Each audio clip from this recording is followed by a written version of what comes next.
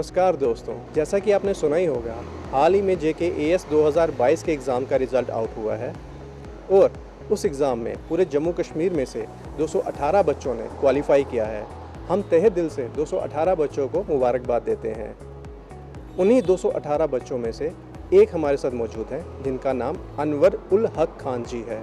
तो आइए हम उनसे सीधा बात करते हैं। तो अनवर जी, बहुत बहुत स्वागत है। पहले तो अपने बारे में बताएं। Thank you very much, thank you for having me. मेरा नाम अनवारुल हक खान जी है and I belong to the village Byoli of district Doda.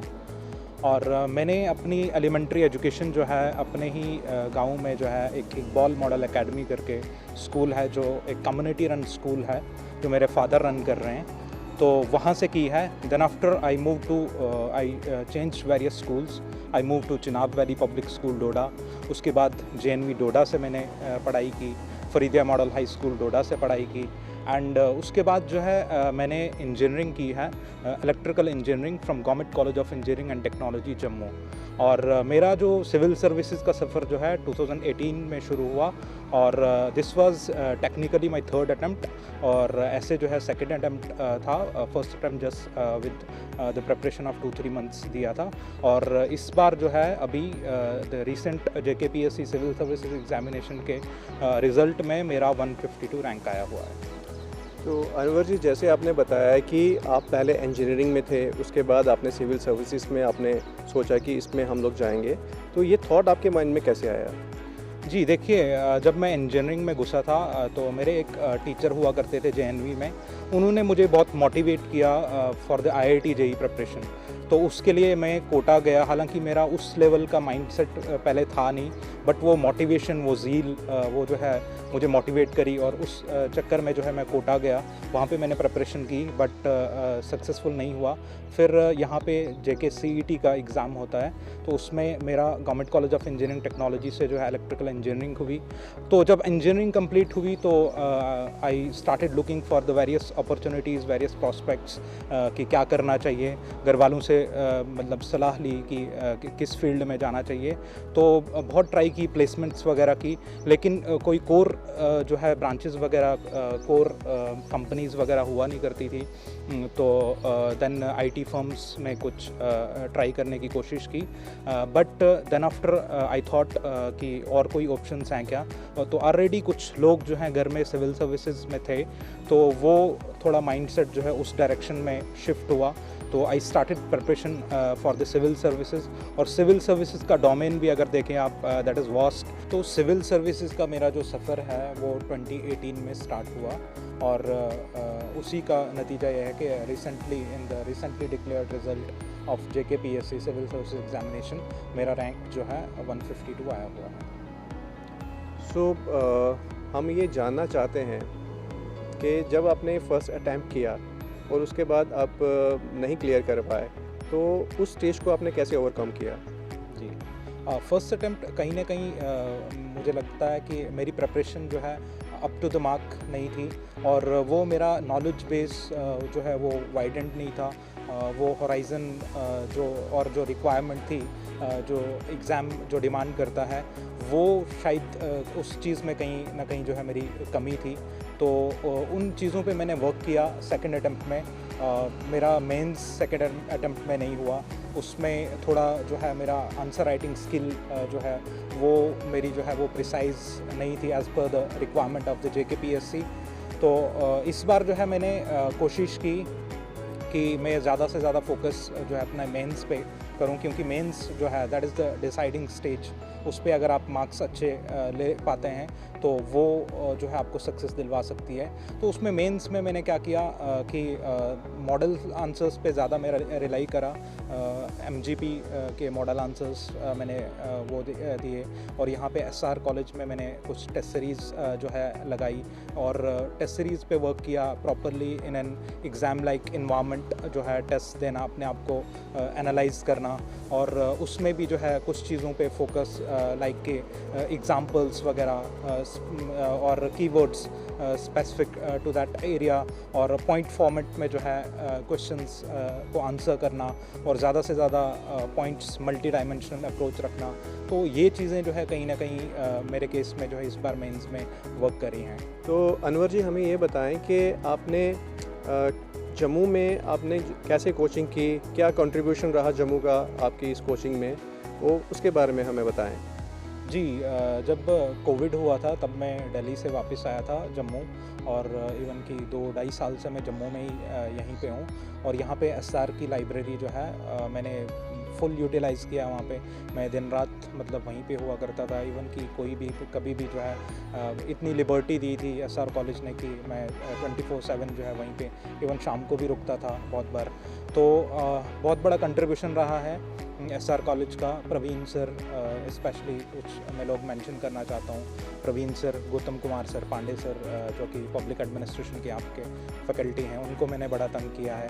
Kashyap sir का रोल बहुत रहा है, और बहुत सारे टीचर्स हैं यहाँ पे, और इवन की मैम्स वगैरह जो है यहाँ पे, उन्होंने बहुत लिबर्टी दी थी मुझे कि हाँ आप कभी भी आइए, कभी भी पढ़िए। और I was at a distance of just 2-3 कदम में दूर यहाँ पे रहता था, तो मैं हर टाइम कभी भी जो है यहाँ पे आता था, और यहाँ पे मैंने फुल टाइम जो है यहीं पे स्पेंड किया है। So SR has been like a family for me. तो अनवर जी, जैसे कि आपने JKAS एग्ज़ाम को क्वालिफाई किया, तो आने वाले जो एस्पिरेंट्स हैं, जो स्टूडेंट्स हैं, उनको आप कैसे गाइड करते हैं कि कैसे स्ट्रेटजी होनी चाहिए इसको क्वालिफाई करने के लिए? जी, इस एग्ज़ाम में 3 स्टेजेस हैं, प्रीलिम्स, मेंस और इंटरव्यू। तो और प्रीलिम्स के लिए स्ट्रैटेजी मेरे हिसाब से ये होनी चाहिए, क्योंकि अभी कुछ 1 महीने के बाद जो है प्रीलिम्स भी है, नेक्स्ट प्रीलिम्स है। तो उसमें मैं समझता हूँ अगर लास्ट ईयर का पेपर देखा जाए तो थोड़ा ओरिएंटेशन जो है करंट ओरिएंटेड ज़्यादा हो रही है। देखिए, स्टैटिक बुक्स तो आपने कवर करनी ही है, जो भी स्टैटिक मटेरियल है आपको पता है, बुक्स वगैरह सब, उन पे तो आपने कमांड बनानी है।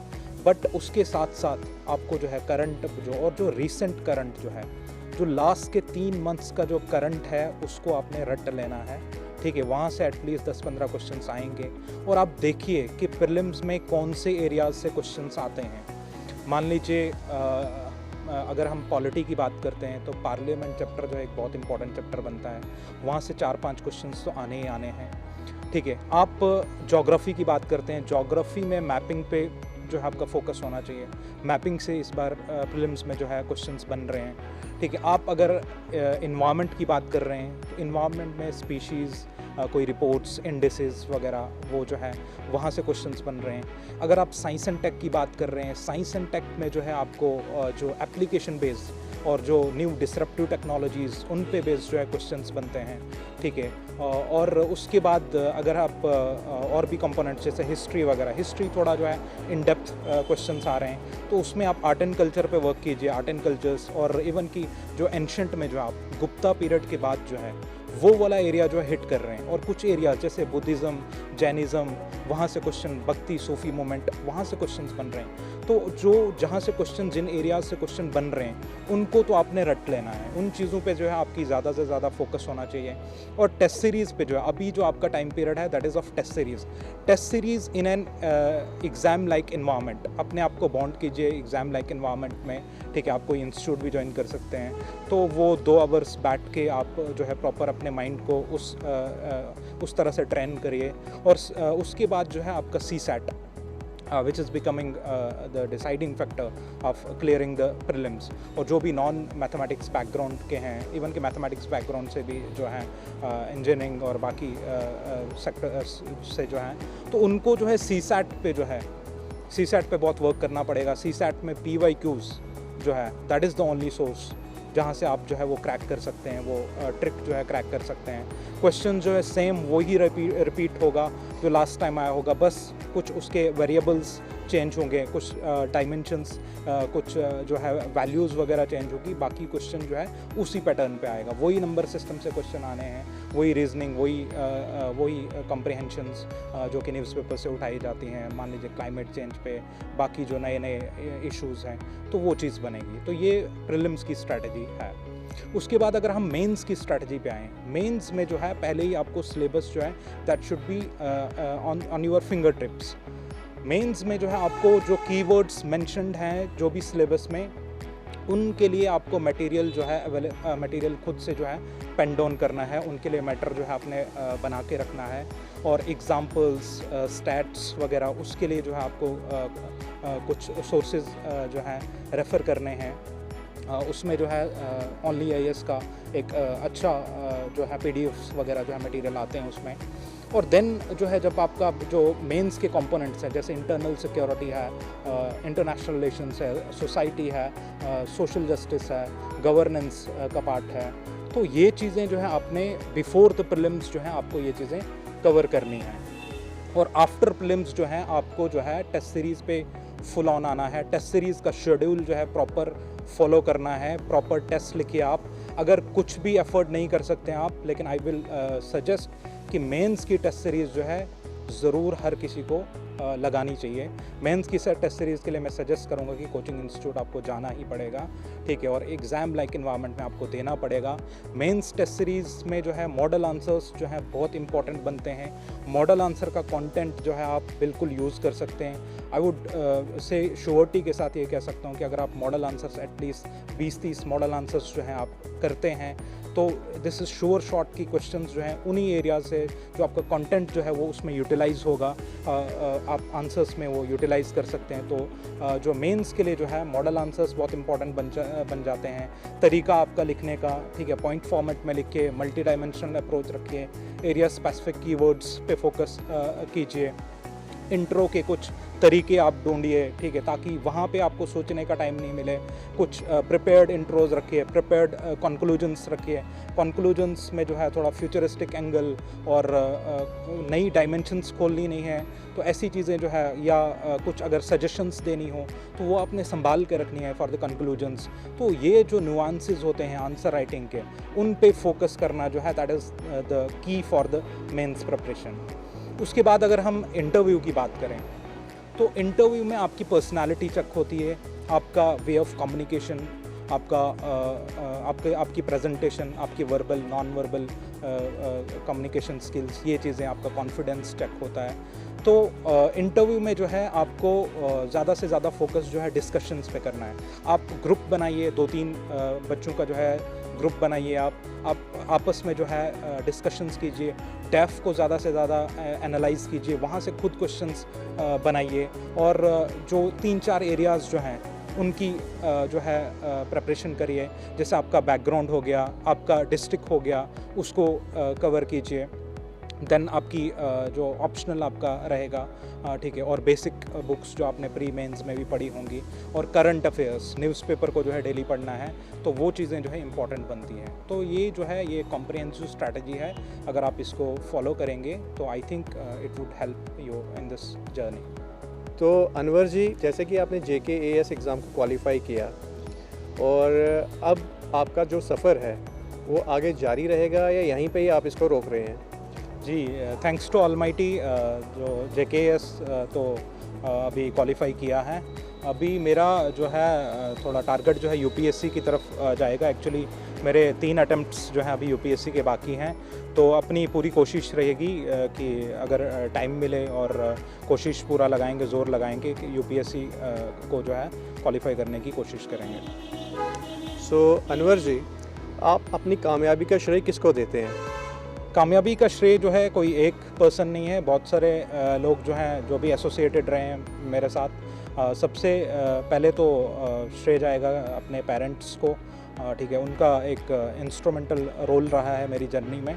और उसके बाद जो है यहाँ पे जो है faculty members, Praveen sir, Gautam Kumar Pandey sir और कश्यप सर, और मेरे कुछ दोस्त हैं, मेरे मेंटर हैं, जिनका बहुत इम्पॉर्टेंट रोल रहा है। मेंस में जो भी एनरिचमेंट हुई है वो उनकी वजह से हुई है, जिसमें सुचित्तर शर्मा, मोहम्मद इरफान IAS हैं, उनका रोल रहा है, शिवेक शर्मा हो गए, गाजी मलिक हो गए, आदिल है, इजाज़ वगैरह, तो ये सारे लोग जो हैं, अच्युतम खजूरिया इंटरव्यू में बहुत उन्होंने हेल्प की, गुलशन सिंह ने बहुत हेल्प की, तो इन सब का रोल रहा है मेरी इस जर्नी में, तो इनको श्रेय जाएगा फॉर ऑल दीज थिंग्स। और जो भी एसोसिएटेड लोग हों, चाहे मैं अगर नाम अभी भूल रहा हूँ, तो वो उन सब लोगों का जो है मैं शुक्रिया अदा करना चाहता हूँ। तो दोस्तों, ये थे अनवर उल हक खान जी, जिन्होंने JKAS एग्ज़ाम्स को क्वालिफ़ाई किया, और हमारी बहुत शुभकामनाएं और मुबारकबाद हैं इनको, और हम आशा करते हैं